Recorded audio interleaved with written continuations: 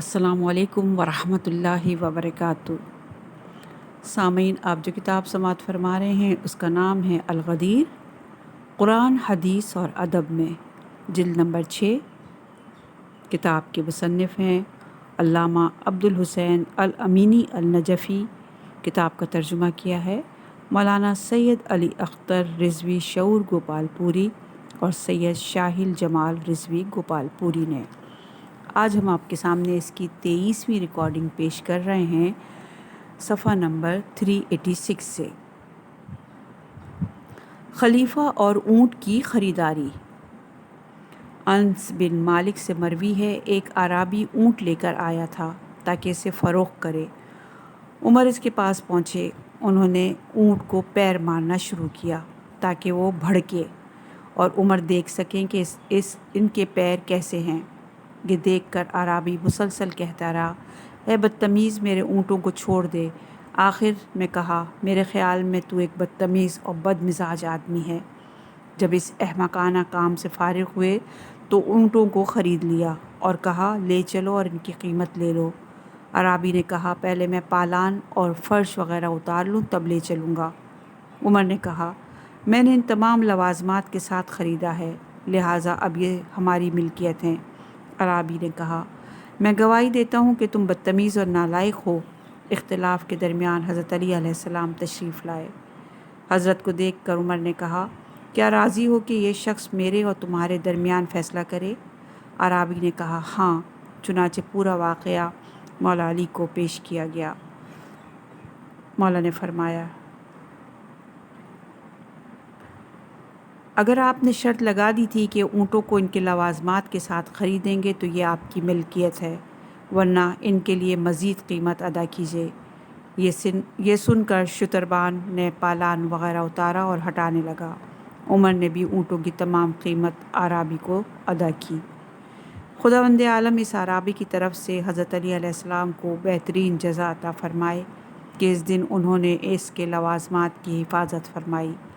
لیکن کیا خلیفہ محترم اپنی فقاہت کے ذریعے اس مشکل کو حل نہیں کر سکتے تھے؟ ہم نے اسے منصف مزاج محققین کے علم و کاوش پر چھوڑتے ہیں۔ بیت المقدس کے بارے میں خلیفہ کا نظریہ۔ سعد بن مسیب سے مروی ہے، ایک شخص نے عمر بن خطاب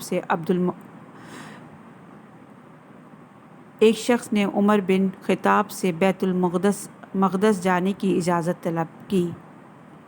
عمر نے کہا، جاؤ، سامان سفر تیار کرو اور جانے سے پہلے مجھے باخبر کرو۔ چنانچہ وہ جانے سے پہلے دوبارہ عمر کے پاس آیا تو عمر نے کہا، بیت المقدس کے بجائے عمرے کے لیے جاؤ۔ راوی کا بیان ہے کہ اسی وقت عمر کے پاس 2 افراد کا گزر ہوا۔ ان سے پوچھا، کہاں سے آ رہے ہو؟ کہا، بیت المقدس سے۔ یہ سنتے ہی انہوں نے اپنے کوڑے سے مارا، پھر کہا، کیا یہ حج ہے، حج بیت اللہ کی طرح؟ انہوں نے خوف زدہ ہو کر کہا، ہم اس طرف سے عبور کر رہے تھے اس لیے ہم وہاں گئے۔ تبصرہ علامہ امینی۔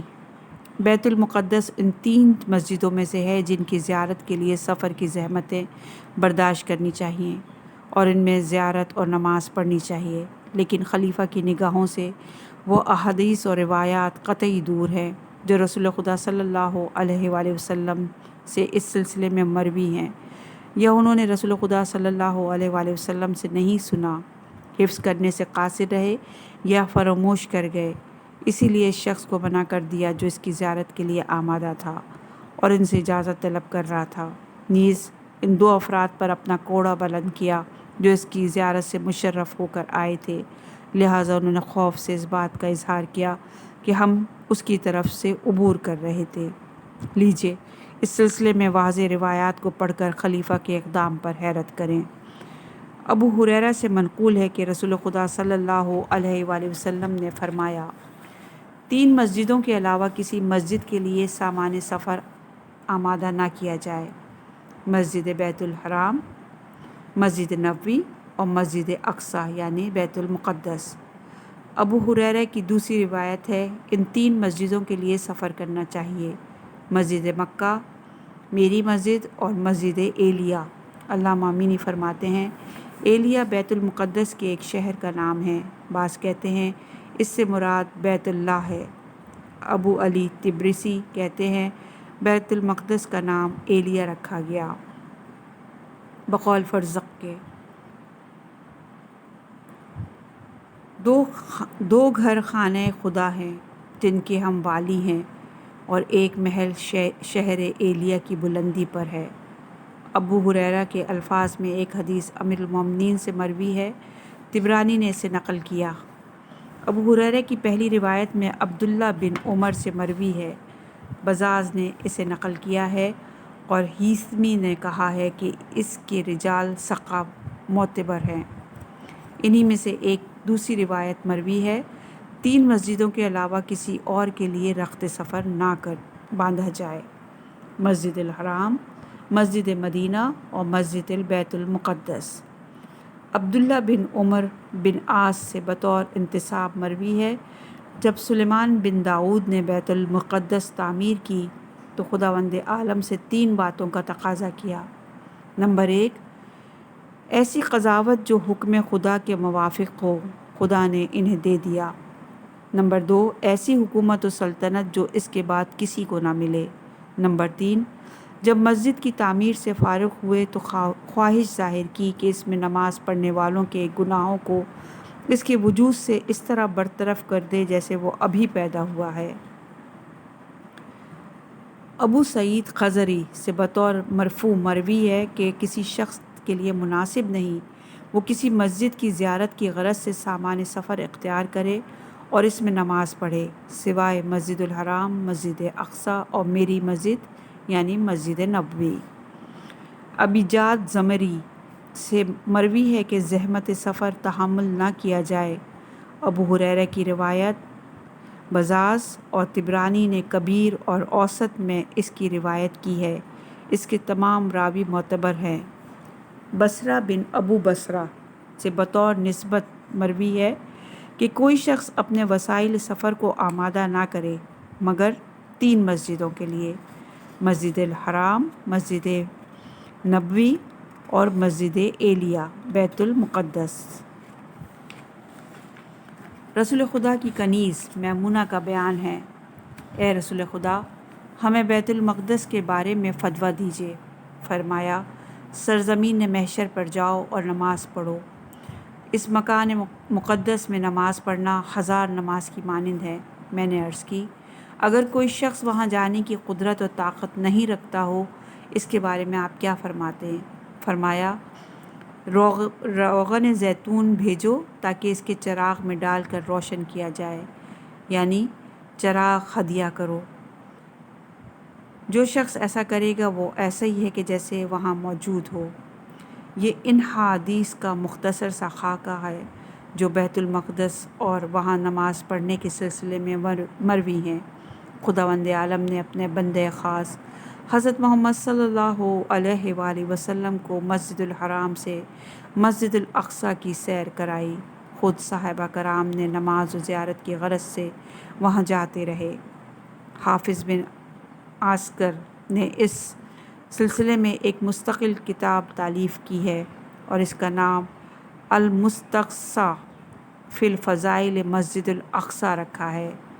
اگر ہم ان احادیث اور روایات سے اغماس نظر کر بھی لیں، پھر بھی ہر مسجد کے لیے سفر کرنا اور اس کی صحبتیں برداشت کر لینا اولین مباحات میں سے ہے جس کے بارے میں کوئی ممانعت وارد نہیں ہوئی ہے، تو پھر مخصوص کوڑے کی بارش کرنا کیا معنی رکھتا ہے؟ حدیث میں ہے، اگر کوئی کسی مسجد میں نماز پڑھنے کا ارادہ کرے تو اس کے اجر و ثواب میں ان قدموں کو بھی شامل کیا جاتا ہے جو مسجد کی جانب اٹھتے ہیں، خواہ وہ دور ہو یا نزدیک۔ جی ہاں، ایسا لگتا ہے کہ خلیفہ ان مسجدوں کی آمد و رفت میں آثار رسول کا احیا دیکھ رہے تھے جو ان کے لیے مخصوص اجتہاد سے میل نہیں کھا رہا تھا۔ مجوس کے بارے میں خلیفہ کی رائے۔ یحییٰ بن سعید نے عمر بن خطاب سے نقل کیا ہے کہ انہوں نے کہا، میں نہیں جانتا کہ مجوسی کے ساتھ کیسے پیش آؤں، حالانکہ وہ اہل کتاب بھی نہیں۔ دوسری روایت، عمر نے کہا میں نہیں جانتا کہ ان کے ساتھ کیا کروں۔ یہ سن کر عبد الرحمن بن عوف نے کہا میں نے رسول خدا کو فرماتے ہوئے سنا مجوسیوں کے ساتھ اہل کتاب کی طرح پیش آؤ۔ بجالہ سے مروی ہے میں مناظر میں جزا بن معاویہ کا منشی تھا، چنانچہ میرے پاس عمر بن خطاب کا خط آیا کہ اپنے علاقے میں مجوسیوں پر نظر رکھو اور ان سے ٹیکس حاصل کرو۔ اس لیے عبد الرحمن بن عوف نے خبر دی کہ رسول خدا مجوسیوں سے ٹیکس لیتے تھے۔ اس سے مروی ہے کہ عمر مجوسیوں سے ٹیکس نہیں لیتے تھے۔ پھر عبد الرحمن بن عوف نے گواہی دی کہ رسول خدا صلی اللہ علیہ وآلہ وسلم مجوسیوں سے ٹیکس لیتے تھے۔ علامہ امینی فرماتے ہیں کیا اس شخص پر تعجب اور حیرت نہیں ہو جو امور خلافت کا متولی ہوتے ہوئے بھی خلافت کے حساس اور اہم ترین مسئلے سے ناواقف ہے، اس لیے کہ مجوسیوں کا حکم ان اولین چیزوں میں سے ہے جس کی معرفت و شناخت حکومت اسلامی کے متولی کے لیے بہت ضروری ہے، مالی اعتبار سے بھی اور دینی اور سیاسی اعتبار سے بھی۔ کیا آپ کو تعجب نہیں کہ ایسا اہم حکم کئی سال تک نافذ نہیں ہوا؟ پھر عبد الرحمن بن عوف نے اس کی گواہی دی اور ان کی گواہی کے بعد نافذ ہوا، اور وہ بھی خلیفہ کی موت سے 1 سال پہلے۔ اس بات کا بھی امکان ہے کہ خلیفہ اس مسئلے اور اس کی مانند بہت سے مسائل سے دوچار ہوں اور عبد الرحمن بن عوف جیسے افراد و اشخاص ان کی دسترس سے دور ہوں کہ وہ ان سے سوال کریں یا خبر دیں، تو پھر اس وقت وہ کیا کرتے ہوں گے؟ اور اگر عبد الرحمن کو ان کی ماں نے جنم نہ دیا ہوتا تو جناب عمر اپنے احکام میں کسی کی طرف رجوع کرتے، کون اپنے علم سے ان کو فیض یاب کرتا، اور وہ لوگوں کے امور و معاملات کے متولی کیسے ہو گئے، حالانکہ لوگوں میں ان سے بھی زیادہ جانکار موجود ہیں۔ وہ امر خلافت کے تمام متولی رسول خدا صلی اللہ علیہ وآلہ وسلم کے اس ارشاد کے پیش نظر کیا کرتے ہوں گے کہ جو بھی مسلمانوں کے معاملات میں کسی معاملے کا متولی ہو اور کسی کو ان کے لیے مقرر کرے، در حالانکہ وہ جانتا ہو کہ مسلمانوں میں اس سے بھی زیادہ مناسب اور کتاب بے خدا و سنت رسول کا جانکار ہے، تو بے شک اس نے خدا، اس کے رسول اور تمام مومنین کے ساتھ خیانت کی۔ رجب کے روزوں کے متعلق خلیفہ کی رائے۔ خرشہ بن قر کا بیان ہے میں نے عمر بن خطاب کو دیکھا کہ وہ لوگوں کو ماہ رجب کا روزہ رکھنے پر مارتے تھے، چنانچہ وہ خوف سے افطار کر لیتے تھے۔ عمر کہتے ہیں رجب اور کیا رجب؟ ماہ رجب ایسا مہینہ تھا جسے جاہلی عہد کے افراد اہمیت دیتے تھے، پھر ظہور اسلام کے بعد متروک ہو گیا۔ تبصرہ علامہ امینی بے شک خلیفہ کی نظروں سے وہ تمام روایات اور احادیث مخفی رہ گئیں جو رسول خدا صلی اللہ علیہ وآلہ وسلم سے ماہ رجب کے روزوں کی فضیلت میں مختلف جہتوں سے وارد ہوئی ہیں۔ ماہ رجب کے روزوں کی تشویق اور ترغیب اور ان کے بے پناہ اجر و ثواب کے سلسلے میں ارشاد رسول خدا صلی اللہ علیہ وآلہ وسلم۔ رسول خدا سے مروی وہ حدیث جو ہر مہینے کے 3 روزوں کے سلسلے میں وارد ہوئی ہیں، یہ رجب اور دوسرے مہینوں کو بھی شامل ہیں۔ وہ احادیث جو رسول خدا صلی اللہ علیہ وآلہ وسلم سے بالمخصوص محترم مہینوں کے روزوں کے بارے میں مروی ہیں، ان میں ماہ رجب بھی ہے۔ وہ حدیثیں جن میں رسول خدا صلی اللہ علیہ وآلہ وسلم نے پورے سال ایک دن روزہ رکھنے اور دوسرے دن افطار کرنے کی تشویق کی ہے، اس میں ماہ رجب بھی شامل ہے۔ لیجئے اور روایتیں ملاحظہ کیجئے۔ حصہ اول احادیث۔ عثمان بن حکیم سے مروی ہے میں نے سعید بن جبیر سے ماہ رجب کے روزوں کے بارے میں سوال کیا، انہوں نے کہا میں نے ابن عباس سے سنا ہے رسول خدا صلی اللہ علیہ وآلہ وسلم روزہ رکھتے تھے، یہاں تک کہ ہم کہتے کہ وہ افطار نہیں کرتے، اور جب افطار کرتے تو ہم کہتے تھے کہ وہ روزہ نہیں رکھتے۔ امیر المومنین سے مروی ہے ماہ رجب وہ عظیم مہینہ ہے جس میں خداوند عالم حسنات کو دگنا کر دیتا ہے، چنانچہ جو شخص ماہ رجب میں ایک دن روزہ رکھتا ہے وہ ایسا ہے جس نے پورے سال روزے رکھے۔ 7 روزہ رکھنے والے پر جہنم کے 7 دروازے بند کر دیے جاتے ہیں۔ 8 روزے رکھنے والے پر جنت کے 8 دروازے کھول دیے جاتے ہیں۔ جو اس مہینے میں 10 روزے رکھتا ہے وہ خداوند عالم سے جس چیز کی خواہش کرتا ہے اسے عطا کر دیا جاتا ہے، اور جو اس مہینے میں 15 روزے رکھتا ہے تو منادی آسمان میں آواز دیتا ہے کہ خداوند عالم نے اس کے گزشتہ تمام گناہوں کو بخش دیا ہے، اثر نو عمل کرو، اور جو اس میں زیادتی کرتا ہے خدا حسنات میں زیادتی کرتا ہے۔ ابو ہریرہ سے بطور نسبت مروی ہے، بعد از رمضان رجب و شعبان کا 1 روزہ کامل ہے۔ انس بن مالک سے بطور نسبت مروی ہے، جنت میں ایک ایسا محل ہے جس میں ماہ رجب میں روزہ رکھنے والے کے علاوہ کوئی اور داخل نہیں ہو سکتا۔ بہقی نے انس سے نقل کیا ہے کہ جنت میں رجب نامی ایک نہر ہے جو دودھ سے زیادہ سفید اور شہد سے زیادہ شیریں ہے۔ ماہ رجب کا 1 روزہ رکھے گا، خداوند عالم اسے اس نہر سے سیراب کرے گا۔ ابن اسکار نے ابو قلابہ سے نقل کیا ہے، جنت میں ماہ رجب کے روزہ داروں کے لیے ایک قصر ہے۔ ابو داؤد نے عطا بن ابی ریح سے نقل کیا ہے کہ عروہ بن زبیر نے عبداللہ بن عمر سے پوچھا، کیا رسول خدا صلی اللہ علیہ وآلہ وسلم ماہ رجب میں روزہ رکھتے تھے؟ جواب دیا، ہاں، اور اسے بہت اہمیت دیتے تھے۔ 3 مرتبہ اس کی تکرار کی۔ مکحول سے مروی ہے، ایک شخص نے ابو داؤد سے ماہ رجب کے روزوں کے متعلق سوال کیا۔ اس نے کہا، ایسے مہینے کے بارے میں سوال کیا ہے جسے ایام جاہلیت میں لوگ اہمیت دیتے تھے، اور اسلام نے اس کی فضیلت اور بزرگی میں مزید اضافہ کر دیا ہے۔ جو اس مہینے میں بندگی اور عبادت خدا کی غرض سے 1 دن روزہ رکھے گا، اس کے ذریعے خدا کے اجر و ثواب کے پیش نظر رکھے اور خالصتاً خدا کی رضائیت اور خوشنودی کا طلبگار ہو، تو اس دن کا روزہ غضب الہی کو ختم کرنے کا ذریعہ ہوگا۔ اس کی وجہ سے اس کے اوپر جہنم کے دروازے بند ہو جائیں گے۔ ماہ رجب کے روزوں کی فضیلت اور اہمیت سے متعلق بہت سی احادیث پائی جاتی ہیں، خاص طور سے اس مہینے میں جمعرات اور 27ویں دن کا روزہ بہت زیادہ اہمیت کا حامل ہے۔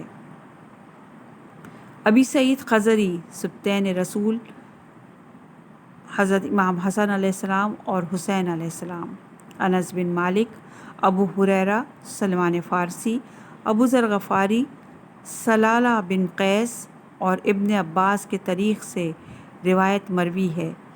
جلد اول میں ملاحظہ ہو، چنانچہ بعض کتابوں میں ان احادیث کو قلم بند کیا گیا ہے۔ رفاعی نے بعض احادیث کو نقل کرنے کے بعد لکھا ہے کہ طبقات سبکی میں مذکور ہے کہ شافعی نے روزہ ماہ رجب کے سلسلے میں مروی حدیث منع کی تضعیف کی ہے۔ اس کے بعد شافعی نے علام القدیم سے حکایت کی ہے کہ اس نے کہا، کوئی شخص ماہ رمضان کے علاوہ پورے مہینے روزہ رکھے تو میری نظر میں کراہیت رکھتا ہے، اس لیے کہ کہیں جاہل اس کے وجوب کا گمان نہ کرنے لگیں۔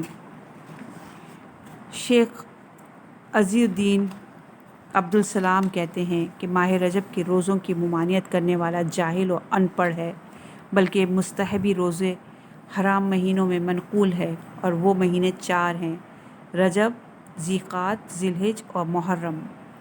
رسول خدا سے مروی ہے کہ ماہ رجب اللہ کا مہینہ ہے۔ بعض لوگوں نے دریافت کیا، اس کا مطلب کیا ہے؟ فرمایا، کیونکہ یہ مغفرت سے مخصوص ہے، ان میں خون محفوظ رہتے ہیں۔ ایک حدیث میں ہے، حضرت صلی اللہ علیہ وآلہ وسلم نے فرمایا، جبرائیل نے مجھے خبر دی کہ جب ماہ رجب کی پہلی شب آتی ہے تو خداوند عالم فرشتوں کو حکم دیتا ہے کہ بآواز بلند کہیں، جان لو کہ ماہ رجب کا آغاز ہو چکا ہے۔ خوشا حال اس شخص کے لیے جو اس مہینے میں توبہ اور استغفار کرے۔ مروی ہے، حضرت آدم علیہ السلام نے کہا، خدایا مجھے اپنے رابطے کے لیے محبوب ترین دن اور محبوب ترین اوقات کی نشاندہی فرمایا، میرے نزدیک محبوب ترین دن 15ویں رجب ہے، جو شخص اس دن روزہ اور نماز اور صدقات کے ذریعے مجھ سے تقرب حاصل کرتا ہے، میں اسے مانگنے والی ہر شے عطا کرتا ہوں اور استغفار کرنے کی صورت میں معاف کر دیتا ہوں۔ اے آدم، اگر کوئی 15ویں رجب کو حالت روزہ میں صبح کرے اور میری یاد میں اپنی شرم گاہوں کی حفاظت کرے اور اپنے اموال میں سے صدقہ دے تو اس کی جزا جنت ہے۔ جی ہاں، چاروں مذاہب کے فقہا ماہ رجب کے روزوں کے استجاب کا عقیدہ رکھتے ہیں، انہیں مستحب روزے میں شمار کرتے تھے سوائے حنبلیوں کے۔ ان کی نظر میں رجب کے پورے مہینے میں روزہ رکھنا مکروہ ہے۔ ہاں، اگر درمیان میں افطار کرے تو کوئی کراہیت نہیں۔ شاید انہوں نے احیاء علوم میں ایک حدیث کی وجہ سے کہا ہے۔ اس میں ہے کہ بعض اصحاب رجب کے پورے مہینے کے روزوں کو مکروہ سمجھتے تھے، اس لیے کہ کہیں وہ ماہ رمضان سے مشابہ نہ ہو جائے۔